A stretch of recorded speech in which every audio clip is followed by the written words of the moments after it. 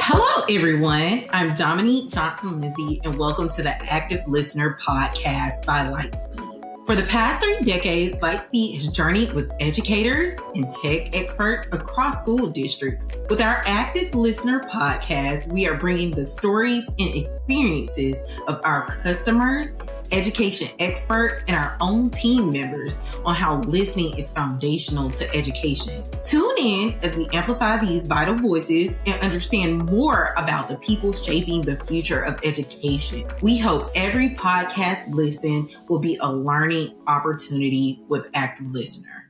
Well, thank you so much for joining us today. Before we get started, I want to give you a chance to introduce yourself. Sure. Thank you. My name is Bob Fishtrom, and I am the Director of Technology for the Mountain View Los Altos High School District. We're located in the Silicon Valley in California, and the tech mecca of the world.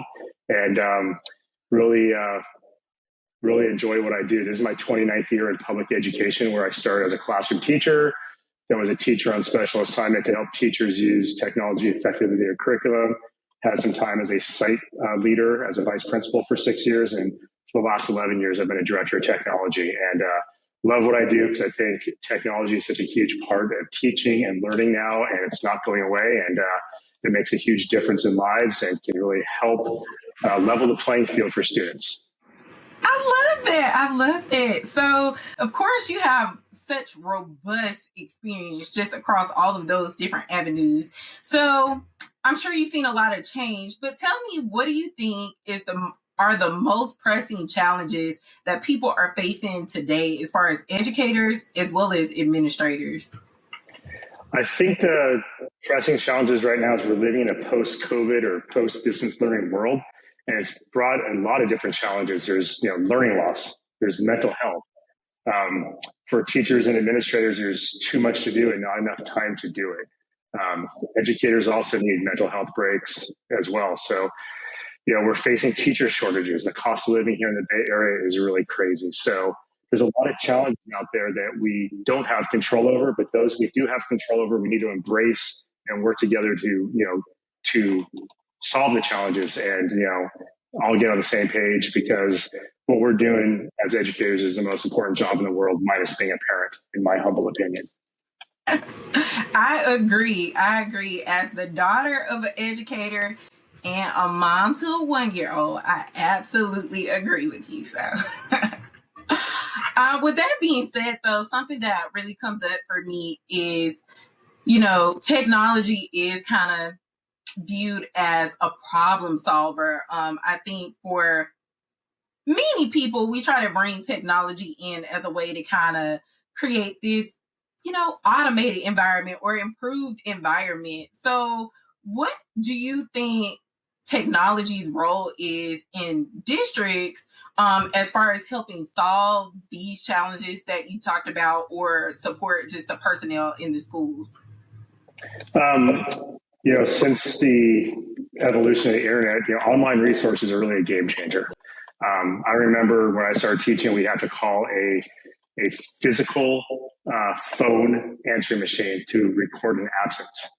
Now we have an online system to handle that. More accountability, having a help desk system, having a knowledge base for teachers to find, my audio is not working. There's a help desk article that they can troubleshoot before putting in a help desk ticket.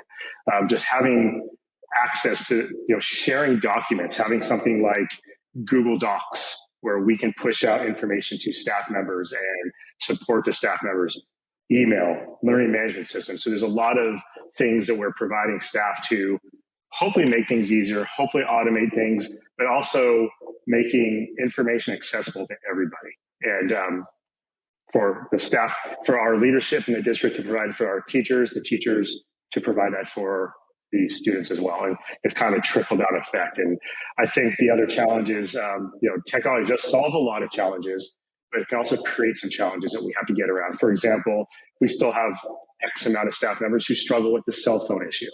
What do I do with students bringing a cell phone in my class?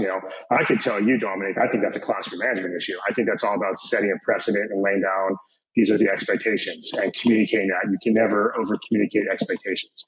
But technology won't solve everything, but technology definitely enhances a lot of ability to do things. I think we definitely learned that during COVID. We definitely learned that from, how many in-person meetings do we have in the post-COVID world? We're still using Zoom. We're still using Google Meets because technology is making things more accessible from anywhere. It's absolutely insane. I agree. It's so interesting to think about, pre-COVID and what were our daily technology tools. And now I feel like that tech stack has totally changed. When you open up your email, it's like you're opening up to figure out how many Zooms you will be on for the day. So totally different. I remember, pre-COVID, there may have been 1 to 2 meetings every now and then. And that depended on who was involved, because sometimes we would all figure out we were in the same building and say, like, let's just go to a room and meet. So yeah, it's been great. So I know I'm kind of putting you on the spot, but can you probably name 2 to 3 tools that just stand out for you where you're like, I definitely feel like this is a game changer or difference maker in your district? Yes. And on the actual teacher use side, Google Workspaces level the playing field for all students. Web accessible, sharing documents and presentations and things of that nature are amazing. A learning management system. We use Canvas LMS, and it's, delivering instruction, integrating different applications into it. It's been, my former district, I had teachers emailing me during COVID saying, thank God you made us implement Canvas LMS, because I don't know how I would get through this without that. But, other things that are game changers, and I know this is a Lightspeed podcast, but instructional audio is a game changer. And something I never really thought about when I was in the classroom. I would always have a stressed out voice at the end of the day. Didn't feel like talking when I got home because I didn't have much voice left. And it's not even that I was yelling at students or raising my voice. It's just you're using your voice all the time. And my former district, we had a school implement 2 classrooms of one of your competitors, and it took 2 to 3 days for the system to install. And it just wasn't that great. It was not user friendly. And I was at a show, and I went up to the Lightspeed booth and saw the simplicity of the system, but the effectiveness of the system. So I'm probably getting into it. I know you asked me a question of why instructional audio, so I'm kind of integrating it together. We've had tremendous success with instructional audio, and students cannot learn if they can't hear. It's that simple. And teachers cannot teach if they don't have a voice. So traditional systems of amplified audio, we would just put 2 Epson speakers in the front of the classroom attached to the projector and just blast the kids. And the kids in the front would get blasted and the kids in the back still couldn't hear, and it just wasn't balanced. The Lightspeed systems have this distributed audio system that's beautiful. The microphones are so easy to turn on and off, and you just wear around your neck. You have the second mic to students. They're giving a presentation. But not only is it saving their voice, I had a 30-year veteran at one of the schools this is here at Mount View, Los Altos, put it in his science classroom. Now our science classrooms are rather large because they have both a lecture area and then a lab area. So we put the Top Cat in the ceiling in the middle.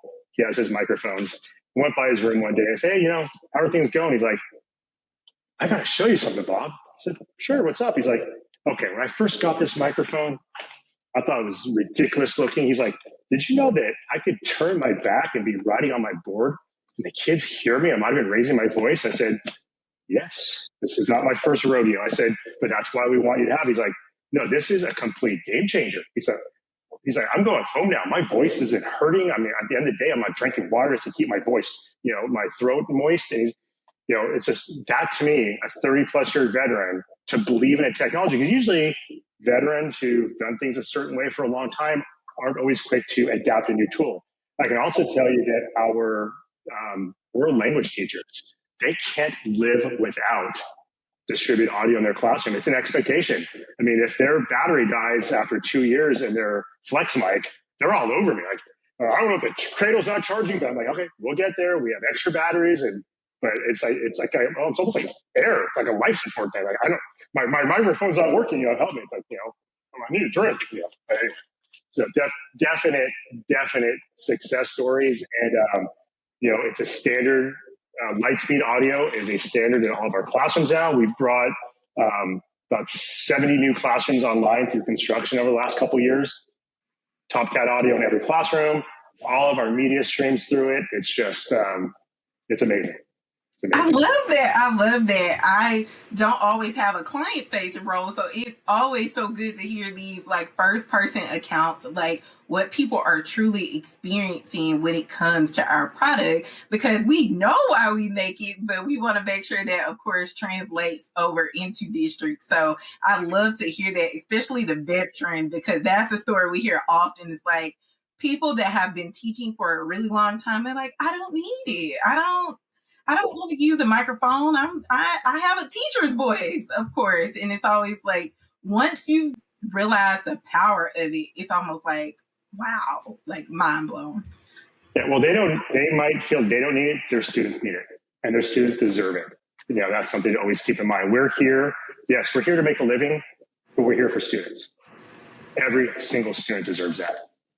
I love it. I love it. So talk about all these good things. Have you recognize anything that was kind of like an unexpected benefit of having the instructional audio in the classroom? Yeah. So when I first got here in Mount View, Los Altos, which was, I'm in my 5th year, there wasn't a lot of standardization across classrooms, and kind of walked into a situation where, you know, just really needed to standardize and provide the best optimal tools for teachers to deliver curriculum for students to learn and access that curriculum. And one teacher who has a hearing deficit had 2 students with a hearing deficit. So we knew that was the first classroom we were targeting with the Top Cat system. I wanted to install it myself on a 20-foot ladder and thought I was going to break my neck. But not only did it benefit the students with hearing deficits immediately and the teacher, every student in that classroom was fully engaged right away. And it was a world language classroom with Spanish. And people were excited, and kids were asking to use the microphone. So they can hear it's great, but the fact that they want to actually, you know, engage in art, they want to use it, they want to get up and present, they want to be heard. That to me is an unexpected benefit. It's something I didn't really think that globally about in that. So we're at the point now where teachers expect it. It is an expectation. So yeah, that is an unexpected benefit because, you know, of course there's going to be some who will never use it because like we've talked about, but you know, there's a lot of unexpected benefits, and I can't imagine any classroom without any kind of an audio system like this, because this is how it should be, and something overlooked. It should not be overlooked. I agree. So now thinking big picture, you know, we talked about kind of like how this has been implemented and standardized in your district, but beyond instructional audio, like where do you see the impact of technology in districts over the next 5 to 10 years? And I don't know if you can speak to that more, but what tools do you see coming into the classroom that aren't present today? So I've thought about this. I think about this all the time. I think about this when I'm on the treadmill. I think about this when I'm driving. It's hard to predict the next best thing. You know, I've really appreciated Chromebooks because we have students who have, you know, socioeconomic challenges, so we're able to provide them with a Chromebook. I think a Chromebook's great, but I don't think it's providing a complete level playing field because they're not as powerful as the student who has the ability to bring a MacBook Pro or a high-level Windows notebook device. So I'd like to see something of a more robust device that's affordable for districts to provide for students in need for a more level playing field. But the emergence of artificial intelligence right now in education in the world is going to have a significant shift in education. And we have to equip our staff, our students, and our families to understand exactly what AI is, what AI is going to do in our world. And we have to provide them with the awareness and tools to navigate that correctly and ethically. And if we don't, we're going to be in a world of hurt. We cannot be afraid of AI, because AI is not going away. The other day, I needed to create a policy for non-staff members who are given rights to edit our websites. For example, Mountain View High School needed a parent volunteer wanted to edit the PTA portion of the website. So I went into ChatGPT and I was able to create a acceptable use policy for a non-staff member to edit the website. And that spit it out for me in 15 seconds. I went in there, I made edits that were relevant, and this is an amazing, powerful technology. But how do we use that correctly and ethically? And the nice thing is there's a lot of tools coming out that are integrating with Google where we can have articles being brought in from, say, the New York Times.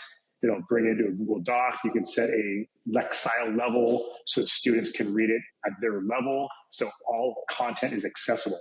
And that's what we have to look at AI. It's making things accessible, and it's giving students that chance where they're not going to feel overwhelmed. Like, oh, wait, I can engage with this article. The student sitting next to me has spoken English their entire life. I'm in my third year of speaking English, but now this has been drilled down to a way where I can also access the same curriculum. So that's how we need to embrace AI. We need to embrace AI as a tool that's going to help everybody, and we just cannot be afraid of it.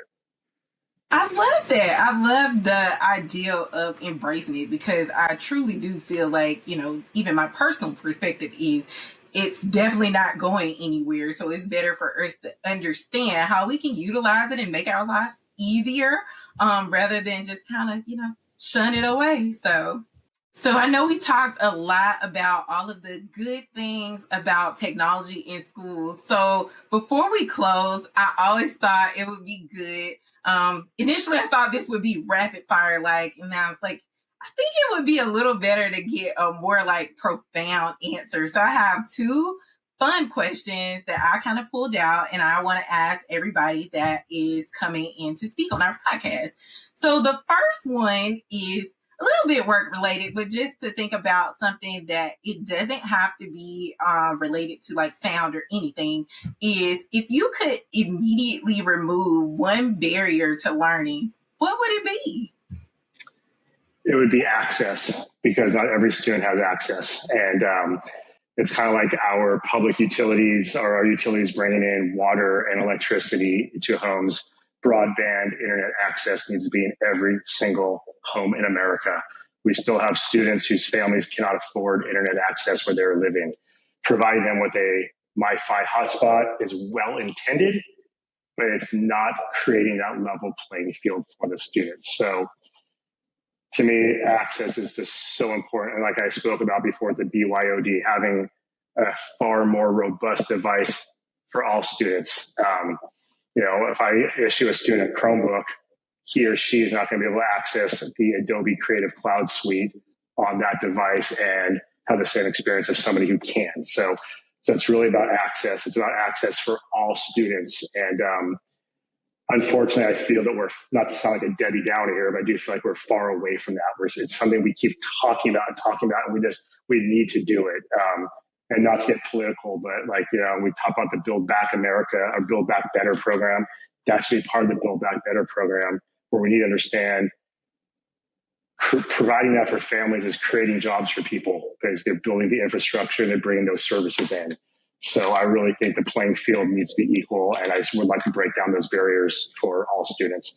Ironically, most students do have a cell phone, but I do not want to see a world where an underprivileged student with a cell phone is writing his or her Google Doc on that cell phone. That's not a good experience for the student. I'm not talking about a physical thing, but it's for proofing and really writing things out. That is not equity in any way, shape, or form. It might be, people would say, oh, that's equality because everybody has a device. It's not equitable. So that's the barrier I'd like to break down. I think that's a great one. I think that's so important, and it's going to continue to come up. I'm glad people like you are advocating for that, because I think it is so important that we understand the difference between equity and equality, and understand how schools being more equitable is really important to just the whole educational spectrum. So I really appreciate that perspective. And then for my final question, what's your favorite sound in the world? That's such an awesome question. I would say your voice, because you have such a lovely voice, but and I could be corny and say anything that comes through a Top Cat speaker, but seriously, I think the best sound in the world is a toddler's feet in the hallway when you're just laying in bed and you hear your child walking up the hallway. And it's kind of like when they're small and you're holding them and you feel them breathing. There's something about that. And, my daughters are all in their 20s now, but I do have stepchildren who have kids. And there's 3 grandchildren involved, and just watching them grow and hearing them walk, and just the innocence of a child. But hearing those feet in a hall, walk up the hallway when you're laying in bed, like, oh, they're coming our way. That's the best. So that's the best sound in my world. I love it. I love that. And as a mom to a 1-year-old, I'm like, I get it, because it drives me crazy because I'm thinking about what she's about to get into, but I'm also like, oh my gosh, she's so tiny. I remember when she couldn't walk. So yeah, those are the moments that go by so quickly in life, and we have to embrace them. Otherwise, it's, and it's like having the grandkids is like, your second chance. And, just when you're in it, having a 1-year-old, Dominic, you're probably not appreciating everything because you're so busy working and getting meals ready and doing laundry and cleaning the house. But it's like, God, it's so hard. Our lives are so busy, but we do need to take that step back and just embrace what we have. And we're so fortunate for what we have. And I'm sure your daughter is beautiful like you. And it's such a gift that we sometimes take for granted. Absolutely. Absolutely.